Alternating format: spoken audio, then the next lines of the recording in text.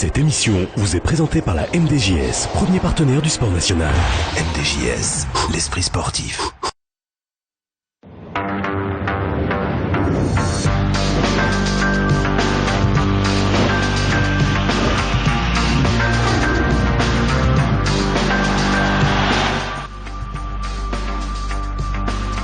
Bonsoir mes amis et bienvenue à ce 10e numéro du club, une édition spéciale consacrée au Classico samedi prochain au Camp Nou entre le Real Madrid et le FC Barcelone. Le sommaire de ce 10e numéro du club, c'est parti.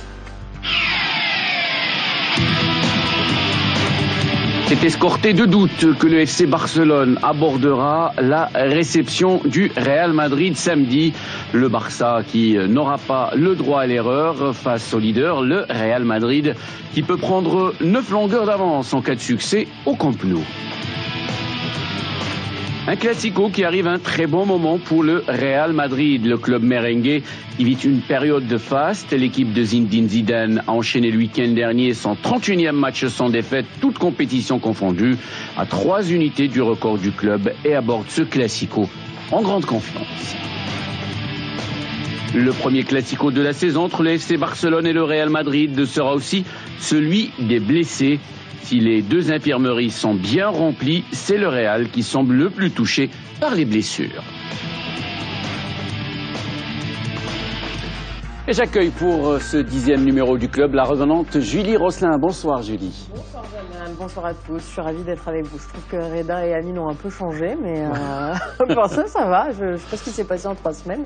Voilà, ils sont punis. Reda et Amine. Pedro Ben Ali, un revenant lui aussi. Bonsoir Pedro. Bonsoir. J'accueille également dans ce 10e numéro du club et ce spécial Classico 2 représentants des Peñas du Real Madrid et du FC Barcelone au Maroc. Le président de la fédération des Peñas du Barça, Youssef Benani. Bonsoir Youssef. Bonsoir Jalal. Bonsoir Julie.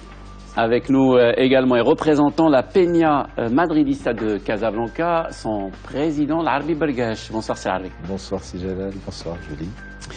Alors n'oubliez pas, bien entendu, également le hashtag club pour participer à nos débats, pronostiquer, pourquoi pas, le résultat de ce classico du samedi à 15h en temps universel au Camp Nou entre le FC Barcelone et le Real Madrid. Mais avant de développer ces titres et de plonger dans ce classico, le premier de la saison, d'abord un retour sur ce drame qui a frappé le football mondial aujourd'hui, le crash d'un avion non loin de Medellín qui a décimé un club de football, Chapecoense. Le conte de fées sportif du petit club brésilien a été stoppé net lundi soir.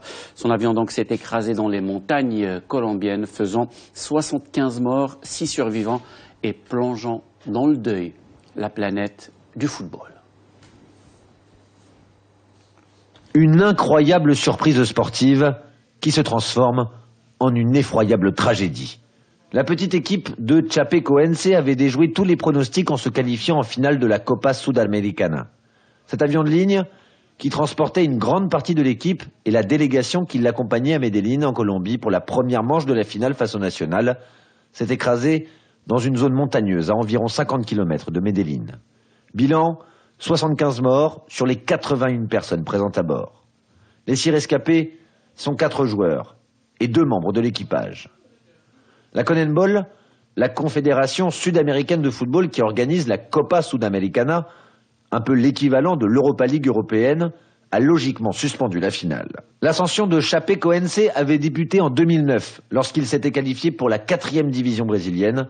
7 ans plus tard, le club était devenu la révélation du football sud-américain et ses finances étaient florissantes. Mais ça, c'était avant la tragédie de lundi soir.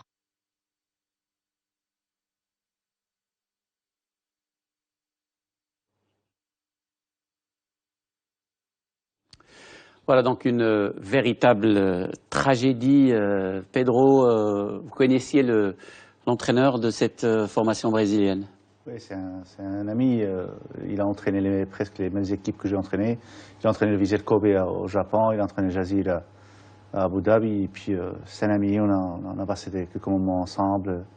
on parlait foot, grande personne, et vraiment, ça fait de la peine, c'est pas un bon moment.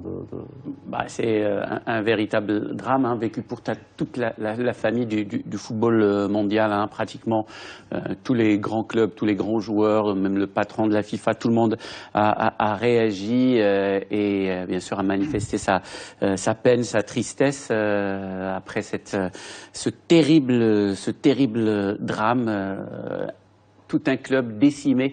Et c'était vraiment, comme je le disais dans les titres, c'est un conte de fées qui se transforme en véritable... Je crois que même si ça n'avait pas été un conte de fées, en vérité, c'est un drame du destin, c'est un drame de la vie qui, je crois, effectivement touche la planète du football parce que j'ai lu quelque part qu'en 49, quand l'avion du Torino s'est écrasé, décimant toute l'équipe et à l'époque décimant aussi les principaux cadres de la sélection italienne d'ailleurs, l'écrivain italien Dino Buzzati, qui était d'ailleurs présent aux obsèques, avait dit « Si ça avait été des écrivains, personne ne pleurerait aujourd'hui ». Et je crois que c'est assez vrai en fait, avec un drame comme ça, on se rend compte aussi d'un point de vue très personnel, que ça pourrait être notre équipe, que ça pourrait être les hommes qu'on supporte chaque jour. Évidemment qu'on pleurerait aussi pour des écrivains, mais c'est vrai que c'est un côté, c'est là où on se rend compte de la popularité du football et du choc personnel que ça pourrait être pour nous aussi, en fait. Moi, je reviens un petit peu, la dernière fois que j'étais ici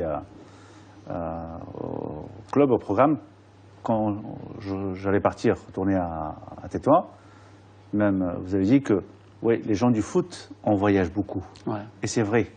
On est toujours avec la valise, un côté, l'autre côté. Bon, la vie est comme ça, mais plus on risque, plus on voyage, plus ça peut arriver. Mais vraiment, ça touche parce que on a tous, tout le monde est plus proche du monde du foot, bien sûr que. C'est ça, c'est la popularité qui ressort à ce moment-là, parce qu'au final, bon, cette équipe du Brésil, c'est vrai qu'enfin, personnellement, je ne la connaissais pas. Je crois qu'on était beaucoup à ne pas la connaître. Après, c'est la proximité qui fait qu'on imagine la sienne d'équipe, en fait, être décimée comme ça du jour au lendemain. Bah, on la connaît pas, ce qui fait aussi fera aujourd'hui peut-être sa légende. C'est un club sorti de nulle part. C'est une toute petite ville, 200 000 habitants à la taille du Brésil. C'est une toute petite ville. Ils ont accédé en 4e division en 2009.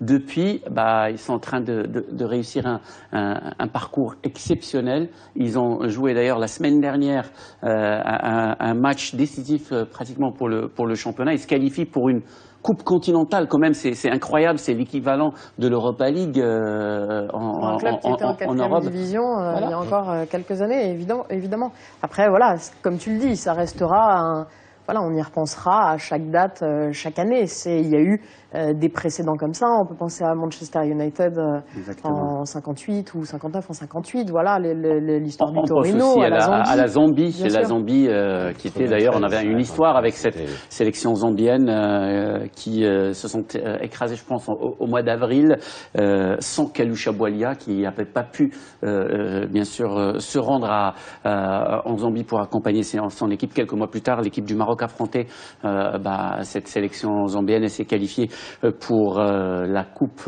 du Monde 1994 aux États-Unis. Et puis il y a des drames personnels. Enfin là, en plus, on se rend compte du coup qu'une équipe de football, c'est une équipe de jeunes hommes. Donc cela, c'est par exemple des jeunes papas. On a vu tourner la vidéo sur les réseaux sociaux de celui qui venait d'apprendre il y a quelques jours qu'il allait être papa. Évidemment que c'est encore plus dramatique, que ça touche la jeunesse. Voilà, et juste voilà, ce qui est terrible aussi, c'est et maintenant avec les réseaux sociaux, comme tu dis, Julie, tout le monde s'exprime, et notamment ces joueurs qui s'exprimaient avant de prendre cet avion, va aller faire l'histoire, et comme le rappelait également Pedro, l'entraîneur qui dit, eh ben voilà, aujourd'hui je peux mourir, voilà.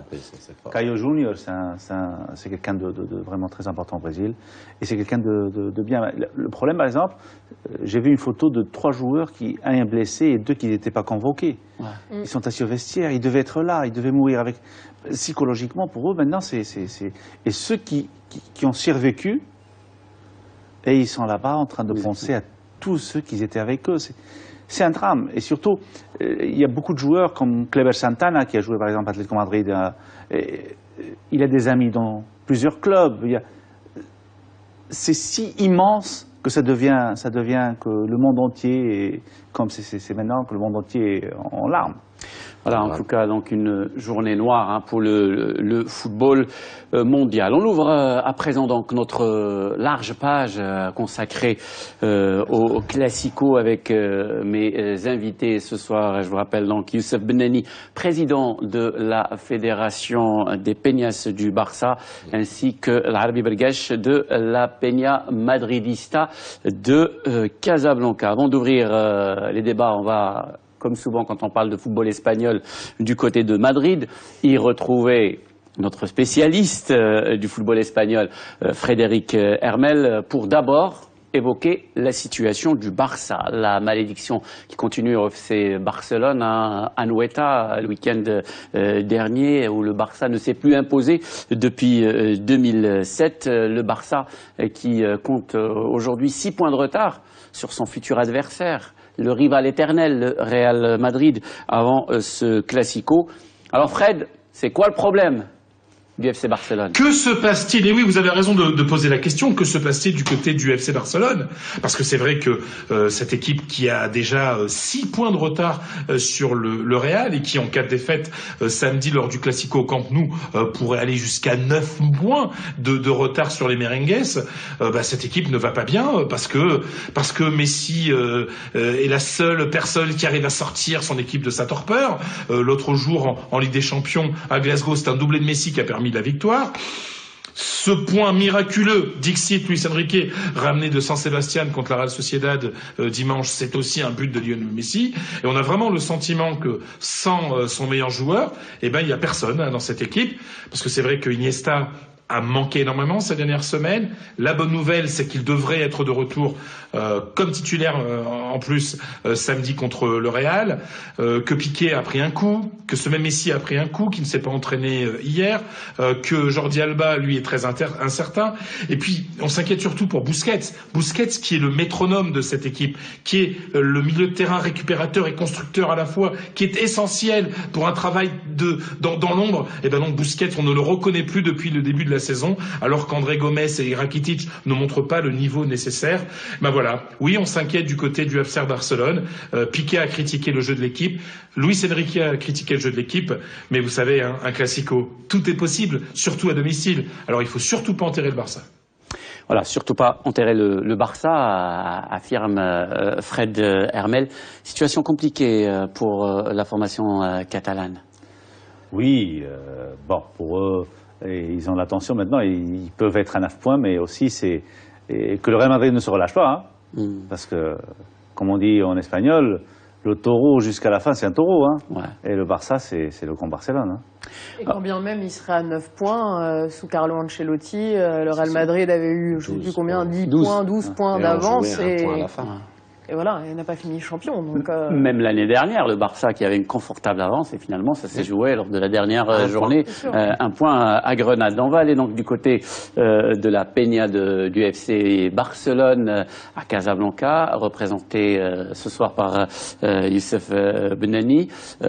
D'abord, comment on prépare un Classico? J'ai commencé par Youssef Benani, pas par préférence un club sur un autre, loin de moi cette idée, mais parce que c'est le Barça qui reçoit le C'est le Barça qui le reçoit. Tu viens de nous passer 2 minutes de Frédéric Hermel, donc il faudrait quand même juste rétablir un peu les choses. Il faudra en termes équilibrer. de parité de temps de parole, je pense qu'il faut laisser un bon 4 minutes au Barcelone finalement, quoi. Comment on prépare un Classico? Le Classico se prépare comme toutes les peñas. Il y a tout un comité qui s'organise pour recevoir les membres. Cette année, on est presque à 350 personnes qui vont venir assister avec nous. Il y a toute une délégation qui va aller voir le match de l'autre côté. Mais chaque peña, Casablanca, mais comme à Rabat, comme à Kenitra, comme à Chaouen, comme à Tanger, comme à Fès, comme à Meknès, comme au Mazagan, à Al Jadida, tout le monde se prépare pour accueillir les membres et faire de leur peña un petit Camp Nou, en fait.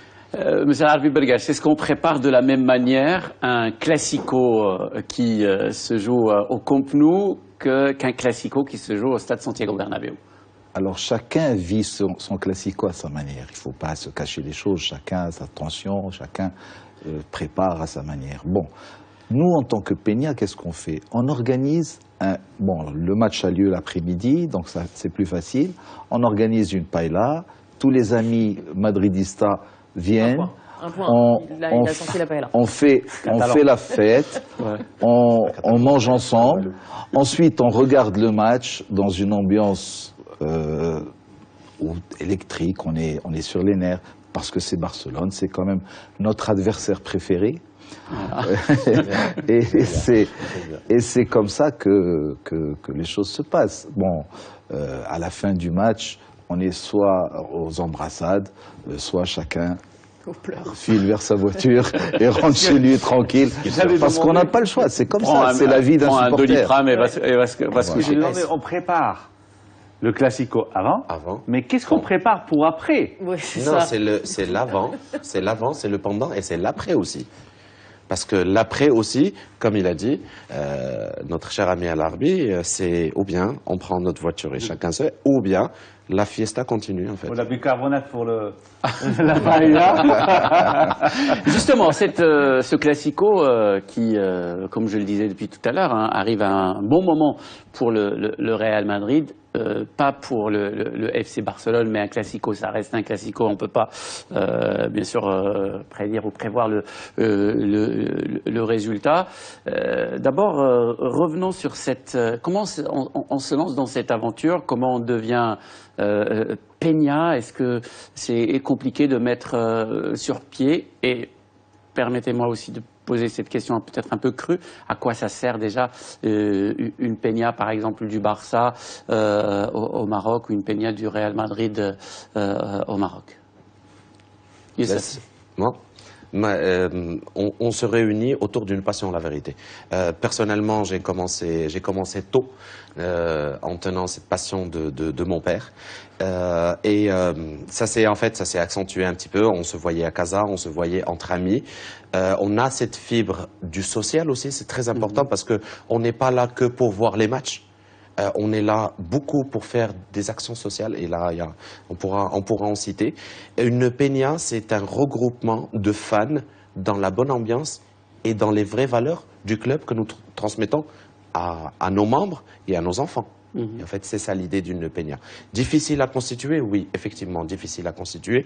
Surtout maintenant avec la nouvelle directiva. La nouvelle directiva, elle a encadré en fait le cadre, la normativa de la Peña.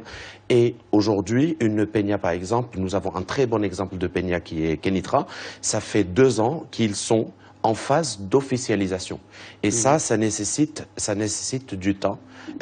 Donc voilà. L'homologation l'homologation, et ça c'est très très important. Par la fédération, et par la fédération d'abord, dont je suis le responsable en Afrique, d'accord. Et à partir de là, à partir du club. Et ça prend un petit peu de temps. C'est pour cela qu'il faut être.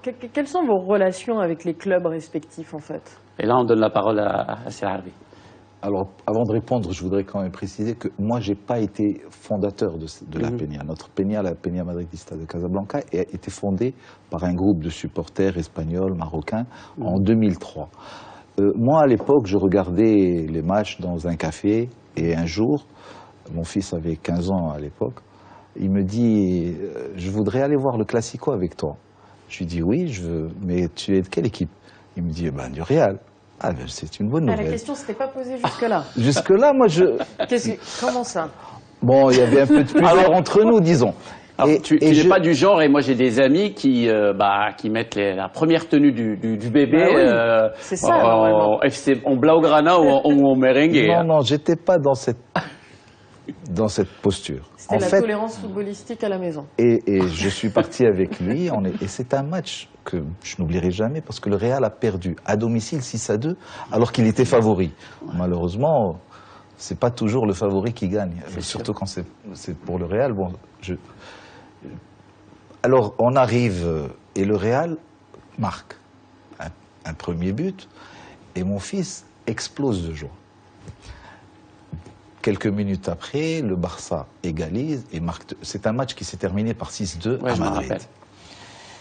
Et les supporters du Barça qui étaient dans ce café se sont retournés vers mon fils en l'attaquant d'une façon violente. Et c'est là que je me suis rendu compte. Et moi, j'étais plus peiné par la peine de mon fils que par ce qui se passait. Et depuis, je me suis juré de regarder les matchs chez moi pour éviter d'être dans des... Et c'est là que j'ai rencontré Javier, qui est un collègue et un ami, Javier Diaz, qui est le président de notre Peña, président actuel et président fondateur, et qui m'a invité à venir à la Peña. C'est comme ça que j'ai découvert l'ambiance de cette Peña. Et bon, Est-ce que vous avez...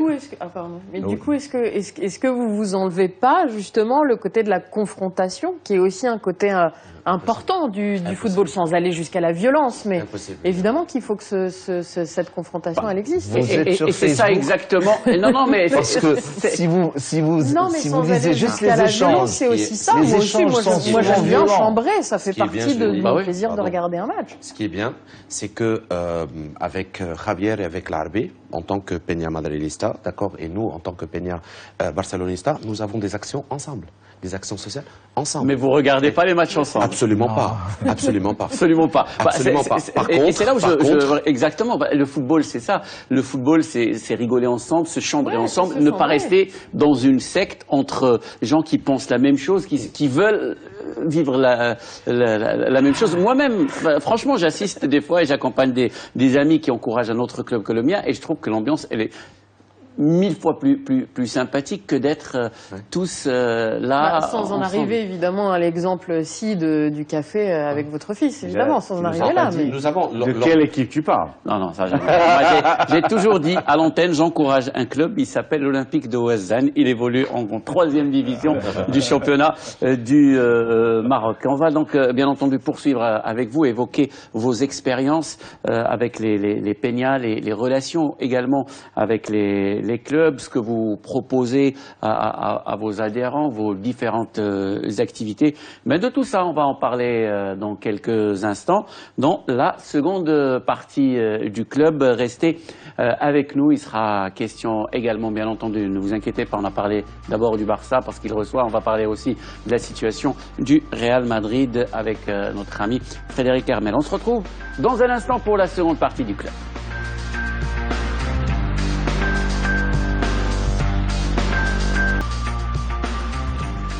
Rebonsoir et bienvenue donc dans cette seconde partie du club consacrée bien entendu au Classico de la Liga, le premier de la saison entre le FC Barcelone au Camp Nou samedi prochain à 15h et le Real Madrid. À mes côtés, Julie Rosselin, également bien sûr parmi nous l'entraîneur espagnol Pedro Ben Ali, et également représentant la Peña du Barça Youssef Benani, représentant la Peña Madridista de Casablanca, l'Arbi Bergash. On a évoqué bien entendu les difficultés du FC Barcelone en ce moment lors de la première partie du club. Si le Barça baigne donc dans le doute du côté du Real Madrid, eh bien, c'est l'euphorie. L'équipe de Zinedine Zidane a enchaîné le week-end dernier son 31e match sans défaite, toute compétition confondue. On retrouve, une fois encore, à Madrid,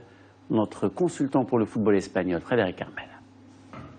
Et oui, le Real est en pleine forme, tout va bien du côté des merengues à quelques jours de ce premier grand classico, le fameux match au sommet du football espagnol. Pourquoi ça va bien du Real Madrid, même si Gareth Bale est blessé, on le sait, qu'il ne reviendra que dans au moins 2 mois. Un Gareth Bale qui a été opéré d'ailleurs ce mardi dans un hôpital de Londres. Mais du côté du Real Madrid, on se dit qu'il y a un banc, un effectif suffisamment solide, suffisamment ample pour que l'absence du Gallois ne se fasse pas trop sentir, parce que c'est vrai que le Real Madrid voit comment Cristiano Ronaldo, qui a marqué 3 buts l'autre jour lors du derby, qui a marqué 2 buts contre Riron samedi, on voit bien que Cristiano Ronaldo est de retour à son meilleur niveau. Quand on voit par exemple que Keylor Navas est en pleine forme, que Kovacic est en train de se révéler comme un magnifique milieu de terrain, que Modric retrouve son grand niveau, son meilleur niveau après la blessure. Oui, tout va bien du côté du Real Madrid, tous les feux sont au vert. Mais vous savez, Zidane a tellement l'habitude de jouer ce genre de match. Il est le premier à le dire. Ce n'est pas parce que le Real va bien et que le Barça va mal que le Real va gagner samedi. Alors les Madrilènes sont hyper concentrés sur cette rencontre et ne sont surtout pas dans l'esprit d'avoir déjà gagné cette rencontre. Voilà, donc Fred Hermel, bien entendu, qui évoque également les craintes des Madrilènes avant de se déplacer au Camp Nou. C'est souvent compliqué, Pedro Benali, peut-être dans un club soit au top de sa forme, que voilà tous les indicateurs sont au vert, et bien d'aller affronter une équipe qui doute dans un match comme le Classico. Oui, surtout comme on dit comme technicien, les premières 20 minutes. Voilà. Et on joue à Barcelone, c'est pas la même chose. Après les 20 minutes, si le Barcelone ne s'impose pas, disons, vraiment, ils peuvent souffrir contre la Madrid s'ils se sentent à l'aise et l'autre équipe commence à douter et commence à voir, oh là là, c'est 6 points, c'est 9 points, c'est pas facile. Mais il y a beaucoup de manque de beaucoup de joueurs, comme il a dit James, on a Bale, il y a aussi Kroos, il y a Casemiro, je ne sais pas s'il va jouer ou pas. Et c'est un classico. Comme tu l'as bien dit, ça n'a rien à voir s'il y a 6 points, on oublie les points et ça ne va pas être facile pour le Real Madrid, c'est sûr. On oublie les points, on oublie l'état de forme aussi, Julie? Oui, je crois qu'il y a en effet un côté magique. Après, je ne suis pas trop d'accord avec ce que dit Frédéric sur le fait que les joueurs du Real Madrid pourraient prendre un peu par-dessus la jambe, un peu de hauteur ce match-là. Il me semble que la concentration sera en effet assez maximale. Après, il est vrai que ces dernières semaines, ce FC Barcelone fait peur à voir. Ouais. Est-ce que la marche peut être franchie nécessaire à battre ce Real Madrid-là? Ça me semble quand même, sur le papier, très difficile. Surtout que le FC Barcelone reste sur une défaite au Camp Nou dans le dernier Classico. On s'en souvient de la saison dernière. Mais est-ce que ce Classico ne va pas lancer enfin véritablement cette saison du FC Barcelone?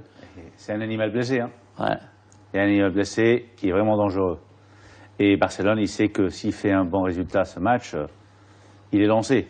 Il fait taire beaucoup de bouches parce que les deux équipes, deux clubs, ils savent ce que c'est. Chaque fois qu'on tombe à une pierre, voilà, il n'y a que les problèmes. Luis Enrique, c'est pas un grand entraîneur, il n'est pas bien pour le Barcelone. Piqué, il n'est pas dans sa meilleure. Si Messi n'est pas là, le Barcelone, ça marche pas. Suarez ne marque pas. C'est pas vrai. Il faut descendre.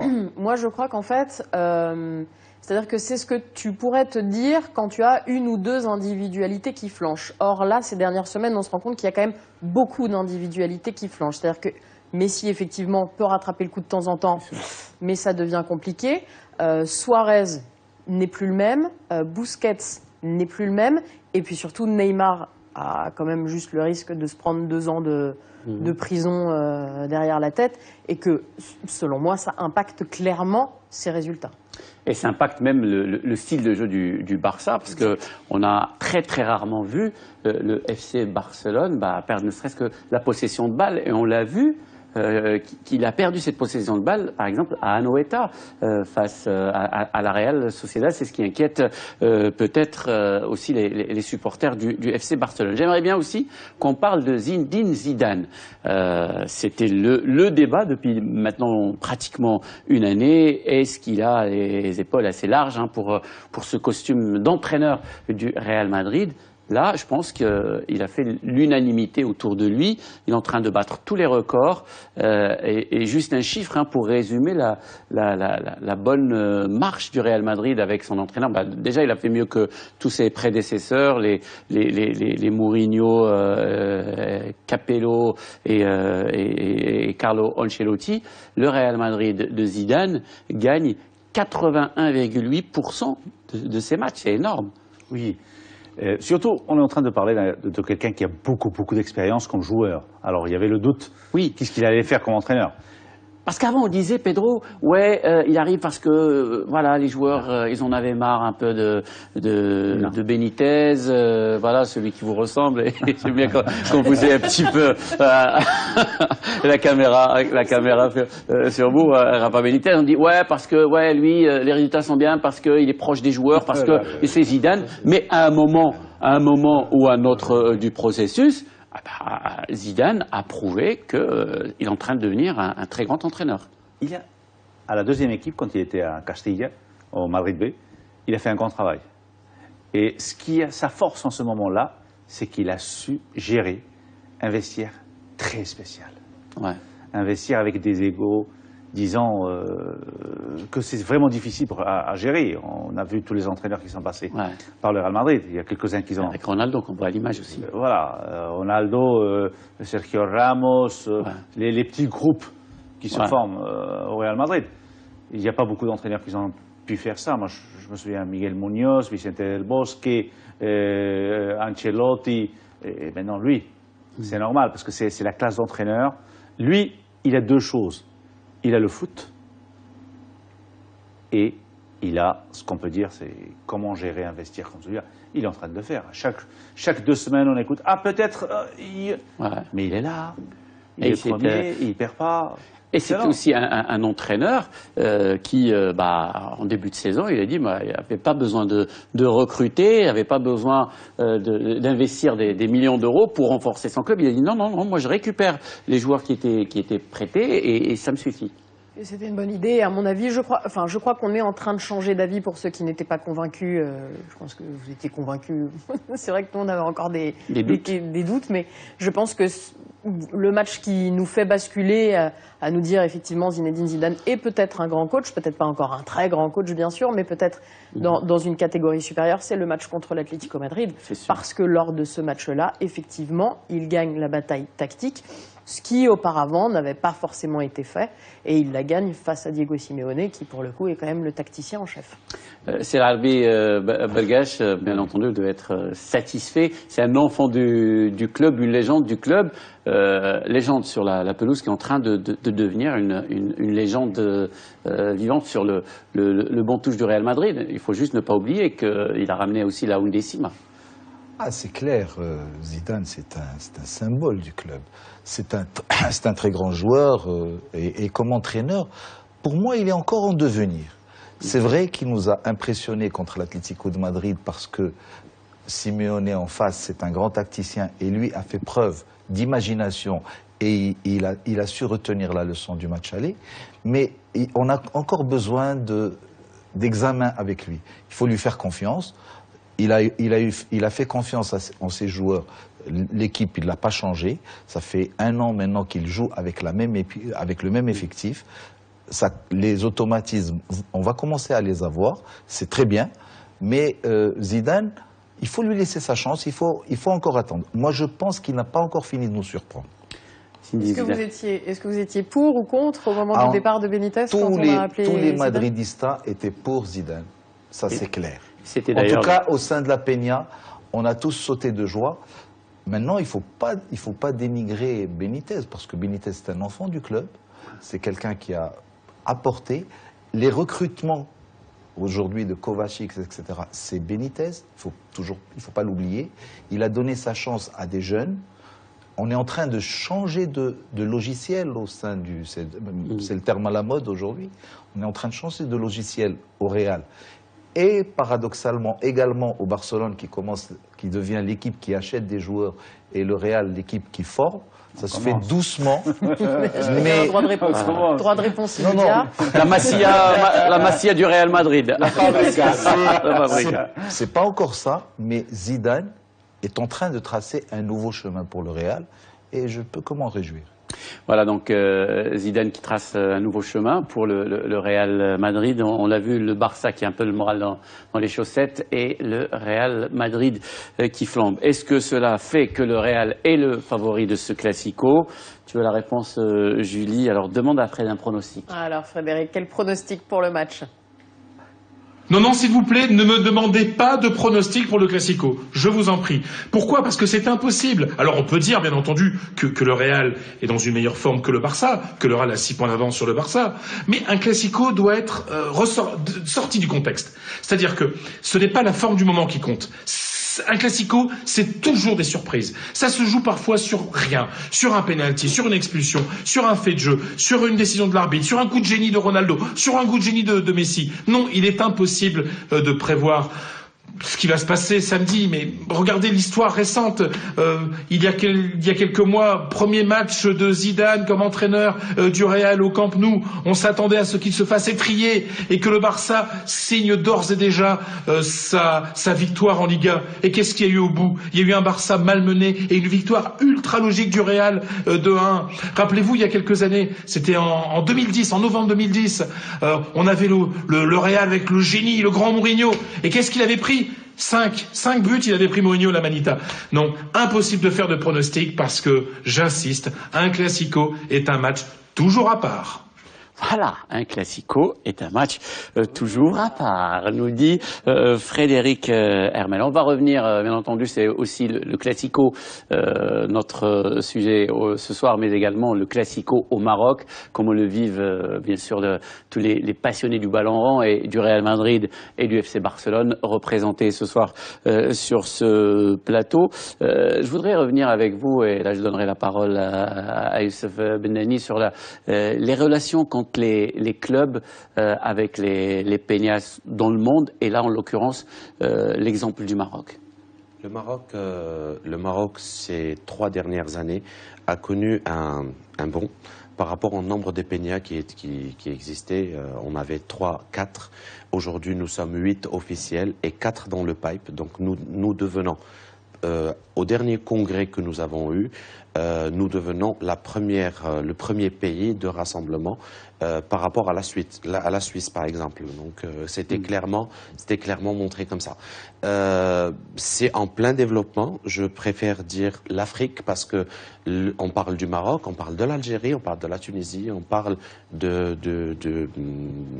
Lagos, l'Égypte aussi. L'Égypte, le dernier né dans ce dernier congrès. Donc on est en pleine expansion de l'Afrique. On parle de la peña africaine.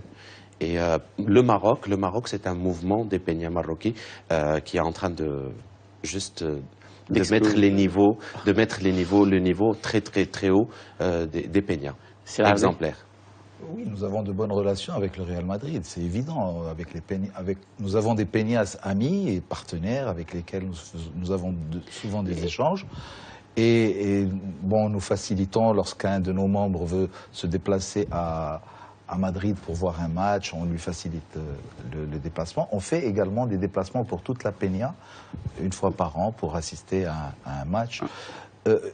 Mais nous sommes autonomes, nous avons nos propres activités. En tant que peña madridista, nous agissons beaucoup. Nous agissons sur le plan social, comme je vous l'ai expliqué tout à l'heure en off. Allez, par exemple. On organise un tournoi au profit des orphelinats, les orphelinats de Casablanca. On a des partenariats avec eux et nous sommes à la 12e édition. La 12e édition s'est tenue en mai dernier. On prépare déjà la 13e édition. C'est des enfants qui s'affrontent dans le cadre de matchs. C'est sponsorisé par de généreux sponsors. Nous organisons ces tournois pendant 4 semaines, et c'est des vrais tournois de football avec des arbitres internationaux marocains qui viennent, et c'est un plaisir de les voir des fois nouer les lacets d'un enfant qui a perdu ses chaussures, etc. Et les enfants sont fiers. C'est des enfants qui sont orphelins, et vous savez le drame qu'ils vivent en tant que tels. Et nous essayons de leur donner une famille. Comme nous sommes à la 12e édition, aujourd'hui, les orphelinats travaillent toute l'année pour participer au tournoi. Donc ça devient une activité sociale à plein temps. Youssef ? Je voulais juste un point qui est très important, c'est que par rapport à ces peñas qui qui augmente de plus en plus au Maroc. Nous avons eu la première édition de la Trombata, c'est ce qu'on appelle la Trombata, la réunion des peñas marocaines l'année dernière à Chaoun, qui va se répéter, Inch'Allah, cette année. Donc je vous donne rendez-vous le 15 avril 2017. Et ce qui est sympa aussi, c'est un grand moment pour le Maroc, pour l'Afrique. C'est l'organisation du premier congrès francophone des peñas qui aura lieu, je vous donne la date, donc le 28, 29, 30 avril et le 1er mai. C'est une première au Maroc, c'est une première en Afrique. Donc voilà, on se donne rendez-vous à ce congrès-là. Alors, c'est un monde qu'on ne soupçonnait pas. Voilà. On est venu de Casablanca ensemble, Oui. et on a beaucoup de projets en tant que peña. Comment est-ce que ça s'est passé dans la voiture? Comment est-ce que... On s'est beaucoup battu, il m'a empêché de conduire. C'est simple, je vais faire une confidence en direct. D'accord. Je me rappelle, il a parlé tout à l'heure de Javier. D'accord, Javier, c'est une grande personne dans l'associatif. Et je me rappelle de la personne, le jour où on a eu l'agrément du Barça, le 2136, le numéro pour la Peña de Casablanca. Je l'ai appelé et je lui ai dit, Javier, comment vous gérez le social? Et j'ai eu beaucoup de best practice par rapport à cette peña. Donc aujourd'hui, oui, effectivement, on travaille ensemble, mais sur des actions sociales. Voilà. Hors classico, hein. Hors classico. Et justement, rapidement maintenant, il me reste une petite minute. Je vais vous demander voilà, des pronostics. Je vais commencer par Pedro. Résultat. Waouh. 1-1. 1-1. Julie. Une victoire du FC Barcelone. 3-1. Pour Más claro no se puede. c'est l'armée. Le Real n'a pas encore perdu. Le Real n'a pas encore perdu et n'a pas encore gagné. Merci beaucoup donc mes amis. Merci Julie. C'est quoi ton pronostic? Rosselin, moi je le garde pour moi. Moi je suis le patron donc Moi je sais quel est son pronostic. Si quelqu'un veut me donner de l'argent, je lui dis. C'est la fin donc de cette édition du club. Merci Pedro, merci Youssef, merci Larbi, merci Julie. Mes remerciements également à l'équipe technique et à Abdelrazak, notre réalisateur. Ce soir, on va se retrouver la semaine prochaine pour le 11e numéro du club avec une surprise, une édition spéciale comme invité Hervé Renard, le sélectionneur de l'équipe du Maroc. Ciao.